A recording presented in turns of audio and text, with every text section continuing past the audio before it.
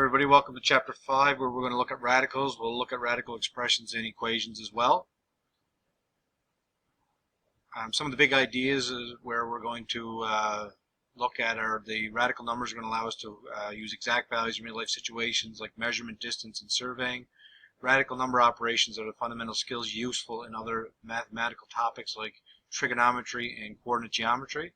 By the end of this unit, we'll be able to look at the operations performed on radicals where they are similar to number systems and algebraic operations. Radicals with even indices are limited to non-negative radicands, while odd indices have no restrictions on a radicand. So we'll look at that. That's the index. We're going to solve radical equations and show how they can yield extraneous roots, and we'll look at conventions for simplifying answers after performing radical operations. So the first thing we're going to do is we're going to look at simplifying radicals. So we did a little bit of this in grade 10 in the unit on radicals when we did the section with roots and powers. So let's get familiar with what a radical is. So a radical has three parts. We have the coefficient, we have the radicand, which is what's underneath the radical sign, and then we have the index, which tells you what type. So if there's no index, that's a 2, so it's a square root. And then we can also have a 3 there, which is a cube root. And then we have the 4th root, 5th root, and so on. We'll focus on square roots, and we'll look at, there's a couple of ones that we'll extend if you want to look at when we have cube roots and to the 4th root. Like radicals, so just like when we have like terms, like radicals are ones that have the same index. So you can perform operations when they have the same index. So basically, if you have a square root and a cube root, there's nothing you can do with those, any operation with those. All right. So restrictions on the variables in radicals. So if there's a radical that has a variable, there are restrictions on that. So if the radical represents a real number and has an even index, the radicand must be non-negative. And we'll talk about that a little later on when we get to those. So the restrictions, so if we have the square root of x, we know that x has to be greater than or equal to 0 because if it's x is equal to -4, for example, then you can't take the square root of -4, so therefore it will not work, right? So we have the square root of x, square root of x minus 5 all squared, so we set that equal to 0. So x minus 5 is equal to 0, so x is equal to 5, so therefore the x has to be greater than or equal to 5. Because if you put in 4 here, for example, for x, 4 minus 5 is -1, and we can't take the square root of -1. So that's why all the x values have to be greater than or equal to 5 here. The square root of 3 minus x, so again, that has to be greater than or equal to 0. So that means any x value that's going to be less than or equal to 3 will not work. So if we put x in as 2, 3 minus 2 is okay. But if we put in an x value that's greater than 3, for example 4, 3 minus 4 is -1 and it will not work. And an x squared doesn't have any restrictions because you're squaring the negative number. So therefore it'll become positive again and you take the square root. So there's no restrictions on the square root of x squared because it's essentially x. Let's do a recap from Math 10, how to convert from a radical to a mixed and vice versa. So remember, mixed radicals have a coefficient out in front. So 4 root 5, 2 cube root 18, and 3 4th root of 2. They're mixed radicals because they have a coefficient out front. An entire radical does not have a coefficient out front, so it just has an index and a radicand, such as the square root of 80, the cube root of 144, and the 4th root of 162. These are called entire radicals. Again, that's review from what we covered in Math 10. So let's look at converting entire radicals to mixed radicals. So we have 45. So what we do is we're looking for factors of 45, and what we want to do is we want to find the greatest perfect square in 45. So when we do 45, remember the factors of 45 are 1 and 45. Obviously, neither one of those are perfect squares. 2 doesn't work. 3 and 15, neither are a perfect square. And then we get to 5 and 9. 9 is our greatest perfect square factor of 45. So therefore, we split the 45 to 9 multiplied by 5. I usually put the perfect square in front, Then we split it into two separate radicals. So we have the square root of 9 is multiplied by the square root of 5. And then we take the square root of 9, which is 3. So 45 is equivalent to or equal to 3 root 5. And you can double check those in your calculator if you wish.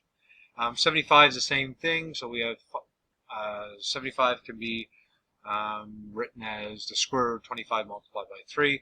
We separate that into the square root of 25 multiplied by the square root of 3. We know the square root of 25 is 5, so it becomes 5 root 3, or 5 multiplied by the root of 3. Okay. Square root of 18 is equal to the square root of 9 multiplied by 2. We break that into the square root of 9 multiplied by the square root of 2, which is equal to 3 root 2, and so on. So I won't do D and E, they're done the same way. Then the cube root of a negative number, you can do that because it's, remember, if you multiply a negative 3 times, you get a negative back, so that's where it works. You can't take the square root of a negative, but you can take the odd of negative numbers. So we're looking for the factors of 32, one which would give us a perfect cube root. We know our perfect cube roots. Remember, we got to commit them back to memory: 1, 8, 27, 64, and so on. So in this case, negative 8 is a perfect cube root, because if we take the cube root of negative 8, we get negative 2. And then the cube root of 4 remains intact. So the cube root of negative 32 is equal to negative 2 cube root of 4. I'll bring my calculator up just to show you that that does hold true.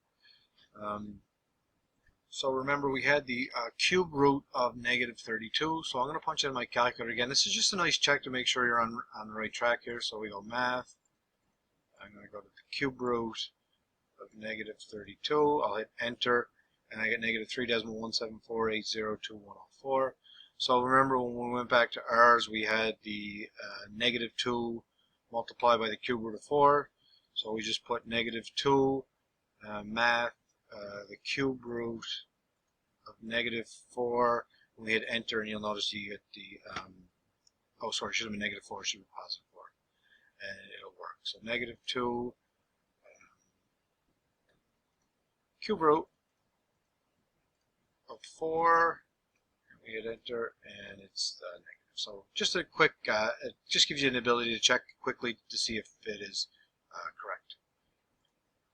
Remember, some of these, and I showed you on the board, that when we have like an example of like the square root of 108, there's so many that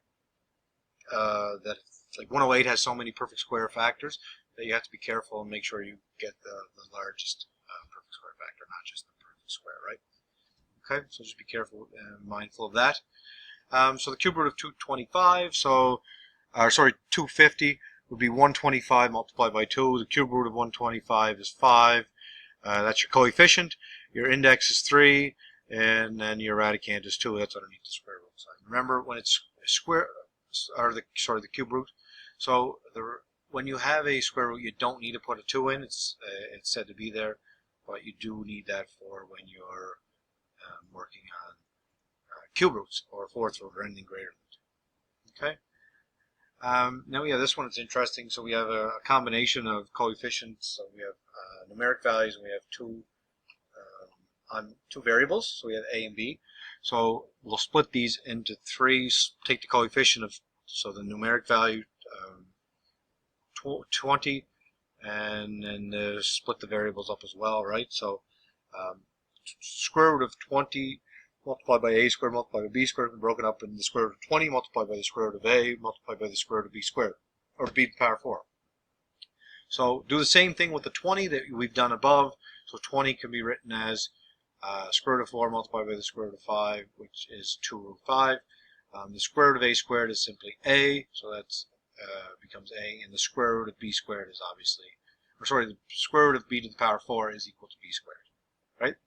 And so our final answer is 2 root 5 a b squared, or sometimes you'll see the radical written at the end. I think this is more the proper way to write it. This isn't wrong, but we just put everything that we've without the radical. The radical goes at the end essentially. And again, we usually use the order of alphabetical with our variables and our numeric coefficient first. It's not needed, but that's usually how you'll see it. And then the fourth root of 32, the power of 8b. Split them all up into 3 separate, right? So the numeric value, the a variable, and the b variable. So 32 can be written as 16 and 2 because the fourth root of 16 is 2. The fourth root of 2 is, we leave it as 2, multiplied by a squared. And then since these are both fourth roots, we can bring them back together as the fourth root of 2b. And what we're able to take the fourth root of the 2 and the a squared. And we got those. So these two are a little more complicated, but just break them up into, like I said, the numeric coefficient, the a value, and the b value, and you'll have no issues. And then you go the opposite way, where you convert mixed radicals to entire radicals. So these are essentially a little bit easier. So if it's a negative here and you have a square root, you can still do it. Just drop the negative out front. Square the 2 to get 4. It becomes a square root of 4 because square root of 4 is 2. Just work it backwards essentially. 4 times 18 is 72, so it's negative root 72. You can check that on your calculator as well. So we have 2 cube root 5. So 2 can be represented as a cube root of 8, right? We're just going the opposite way. So basically all you do is you cube 2 to get 8. Take the 8, multiply it by 5, and you get 40. So it's the cube root of 40 is equal to 2 cube root 5. So we're just going in the opposite order there. Okay, so that'll be it for this video on page 4. We'll end here. There's a couple more examples you can try with C and D. The answers are provided there. And we'll check back with the next video that will continue on with 5.1. Thanks, everybody.